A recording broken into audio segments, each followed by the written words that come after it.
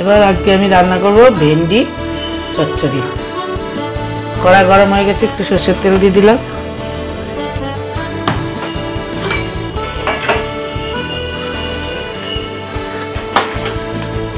এবার দেবো একটু কালো জিরা, ফোড়ন, একটু শুকনো লঙ্কা।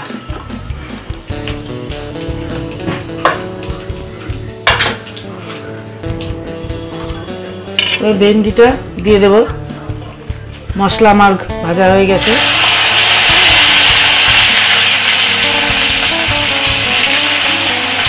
পুরো ভেন্ডিটা দিয়ে একটু নাড়ব।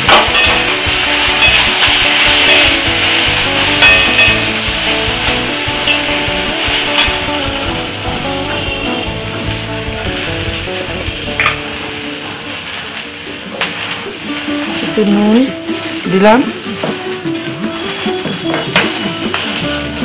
এবার একটু হলুদ দিলাম, অল্প হলুদ, বেশি কালার হয়ে গেলে হয়ে যাবে।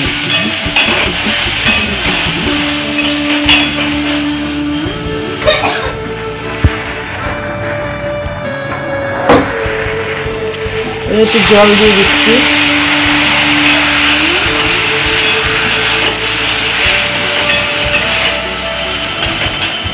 জল দিয়ে এবার হতে দেবো একটু। এবার আমি এটা একটু ঢেকে দেবো।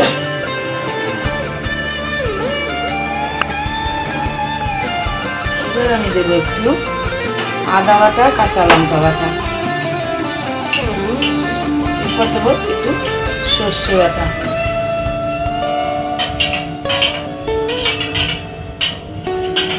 এবার একটু দেবো সামান্য জিরা বাটা। আর দিয়ে একটু নাড়বো। নেড়ে এবার দেবো একটু চিনি, একটু মিষ্টি। যেহেতু সর্ষে বাটা দিয়েছি তাই একটু মিষ্টি না দিলে টেস্ট হবে না। কাঁচা লঙ্কা বেটে দিয়েছি, আর কাঁচা লঙ্কা দেবো না। হয়ে এসছে, একটু ফুটলেই নামিয়ে দেবো। এবার একটু সর্ষের তেল দেবো, দিয়ে নেড়ে নামিয়ে দেবো।